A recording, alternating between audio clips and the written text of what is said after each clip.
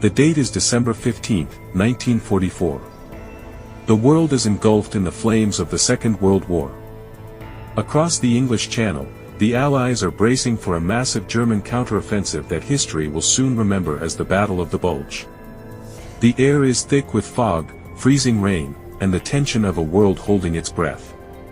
In the midst of this chaos, a single-engine Nordine Norseman aircraft taxis onto a runway at RAF Twinwood Farm in Bedfordshire, England. On board is a man who, to the soldiers in the trenches and the families back home, represents something more powerful than a general or a politician. He represents home. He represents comfort. He is the soundtrack of a generation. His name is Major Alton Glenn Miller.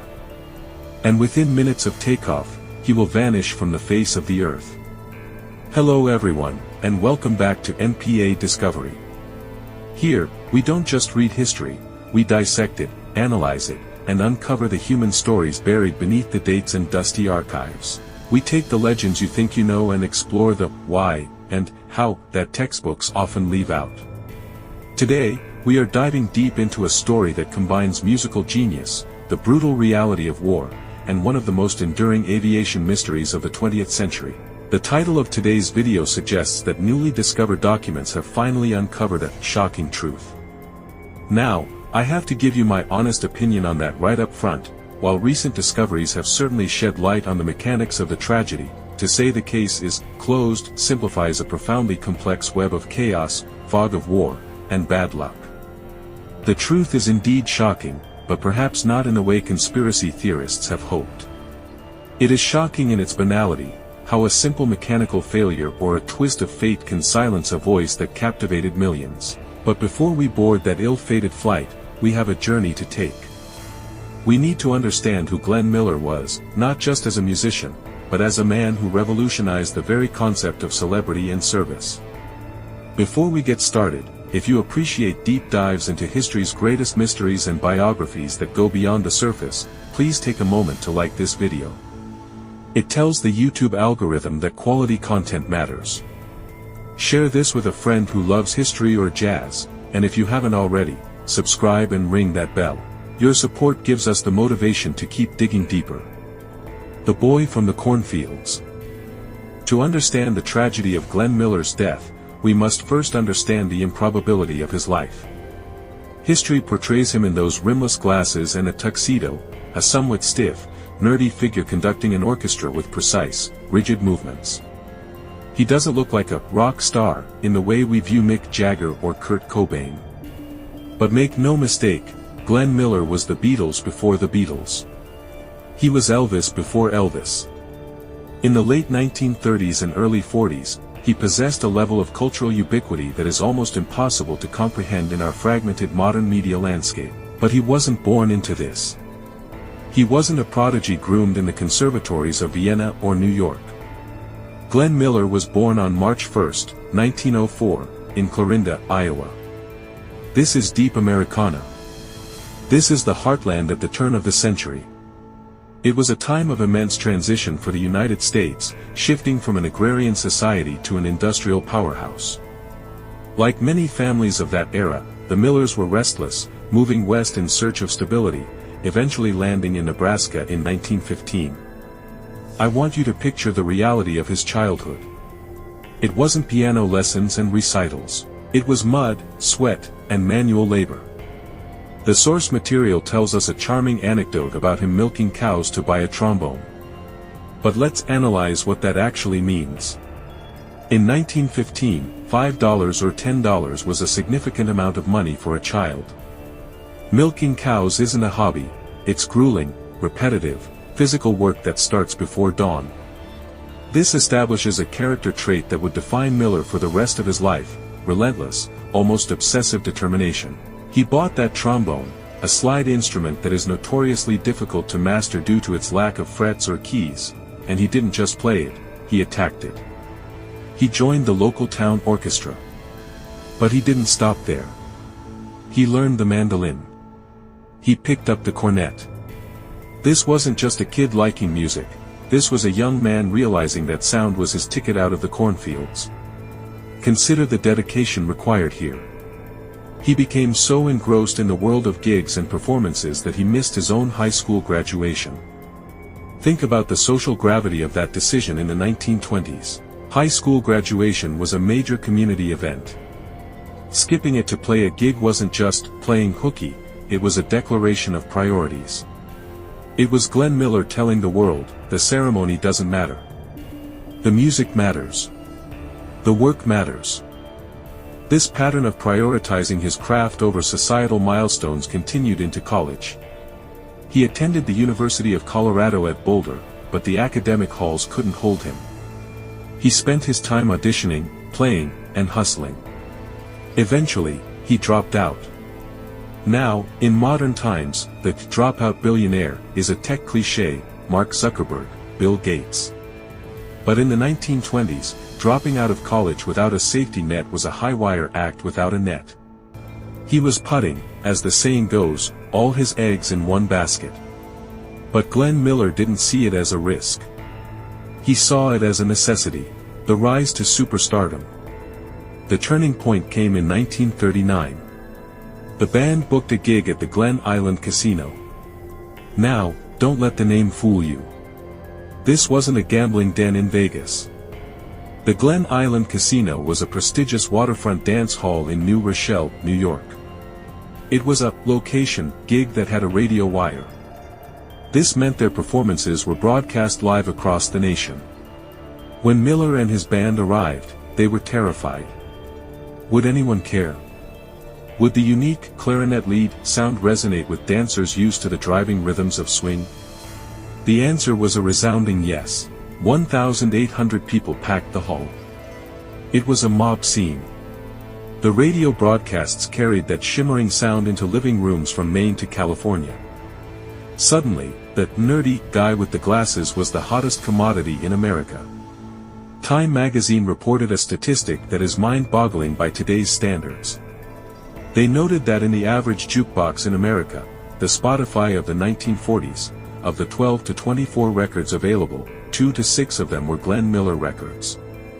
Think about that market dominance. Imagine if Taylor Swift or Drake held 25% to 50% of the Billboard Hot 100 continuously for 3 years. That was Glenn Miller in 1940. His hit, Tuxedo Junction, sold 115,000 copies in its first week. In an era before digital downloads, where you had to physically go to a store and buy a fragile shellac disc, those numbers represent a mania. Then came Carnegie Hall on October 6, 1939. This was the validation. Jazz and swing were often dismissed by the cultural elites as low art. Playing Carnegie Hall was a statement that this music had arrived. It was sophisticated. It was complex. And it was American. But the pinnacle of his commercial success was arguably Chattanooga Choo Choo. Hollywood came calling, specifically 20th Century Fox. They wanted Miller for the film Sun Valley Serenade. The movie was a light musical comedy set in a ski resort. But the director wanted a showstopper. They crafted a sequence for Chattanooga Choo Choo that was 8 minutes long. It featured elaborate tap dancing, acting, and the full Miller Orchestra. Real-life example: to understand the impact of this song, we have to look at the industry standards. At the time, a hit record sold maybe 200,000 or 300,000 copies. Chattanooga Choo Choo sold 1.2 million copies. RCA Victor, his record label, didn't know how to celebrate this. It had never happened before. So, they took a master copy of the record, sprayed it with gold lacquer, framed it, and presented it to Miller live on air. This was the invention of the gold record. Every time you see a musician today posing with a gold or platinum plaque, they are participating in a tradition started by Glenn Miller. By 1942, Glenn Miller was making $15,000 to $20,000 a week. In today's money, adjusting for inflation, that is roughly $300,000 to $400,000 per week. He had achieved everything. He had wealth. He had fame. He had proven his in-laws wrong 1,000 times over. He was the king of American music. And then, he decided to throw it all away. the music amidst the rubble. When Miller arrived in the UK, he was tasked with a dual mission: broadcast recordings back to the troops and prepare for a move to the continent. He set up shop at the BBC offices in London. But the reality of war was inescapable. The V-1s were unmanned cruise missiles. They had a distinctive buzzing sound.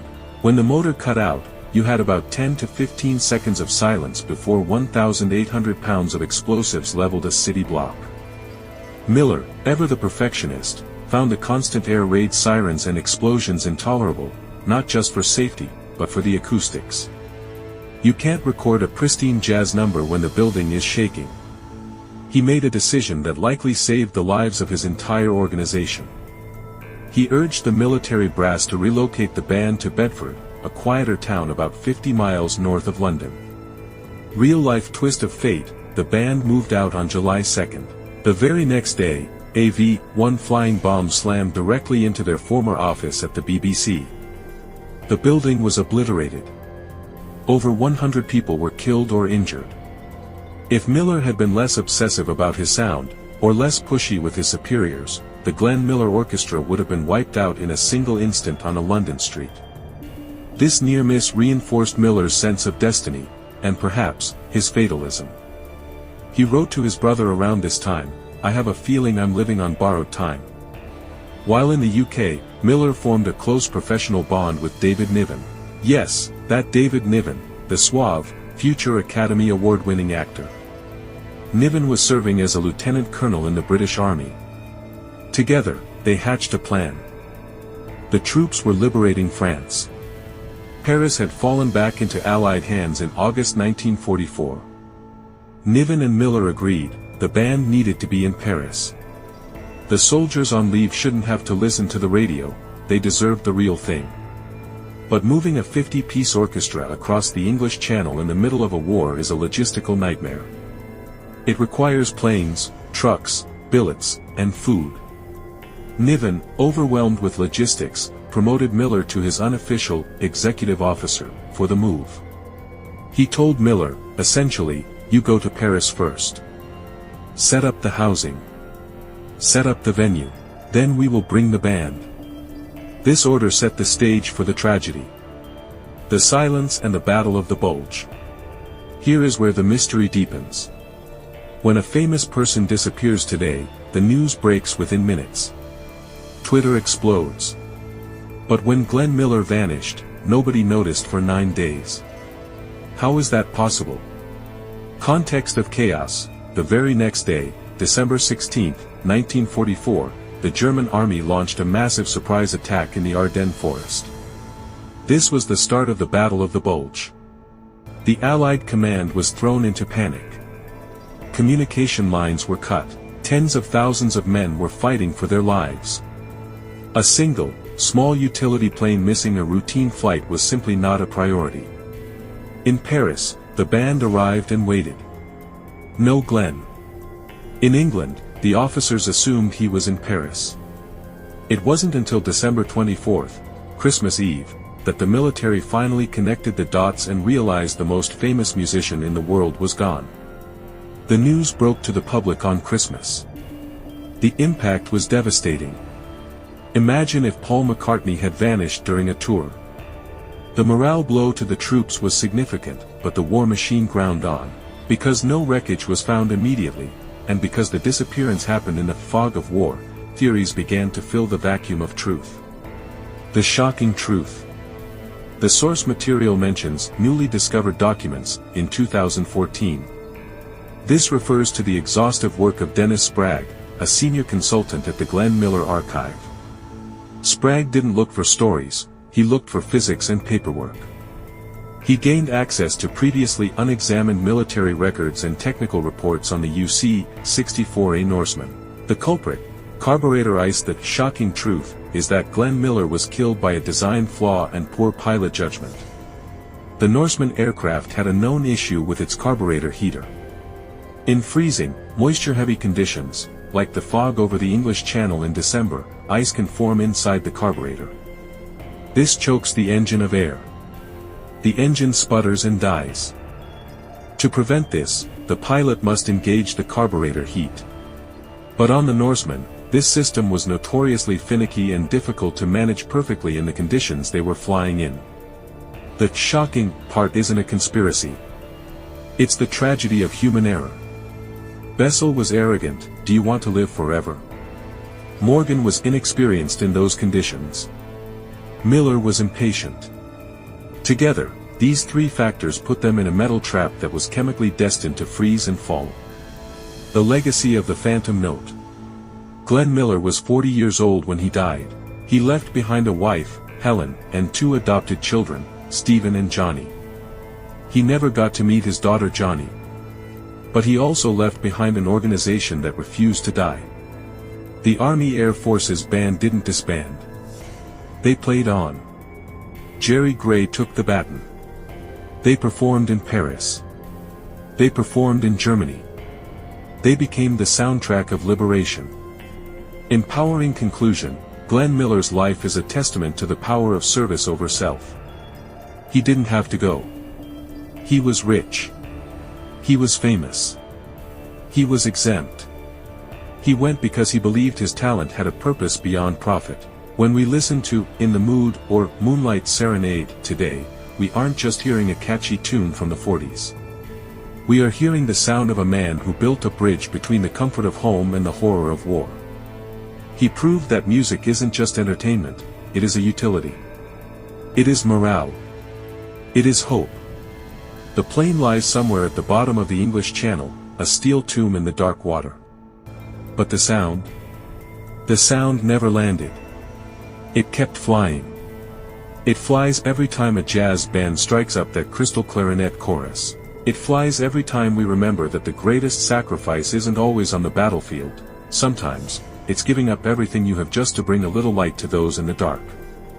Glenn Miller vanished into the fog, but he left the lights on for the rest of us. Thank you for joining us on this deep dive into the mystery of Glenn Miller. If you found this analysis compelling, please smash that like button. It really helps us out. Comment below, do you accept the mechanical failure theory, or do you think the mystery is still unsolved? And don't forget to subscribe to NPA Discovery. We have many more stories to uncover. I'm NPA and I'll see you in the next chapter of history.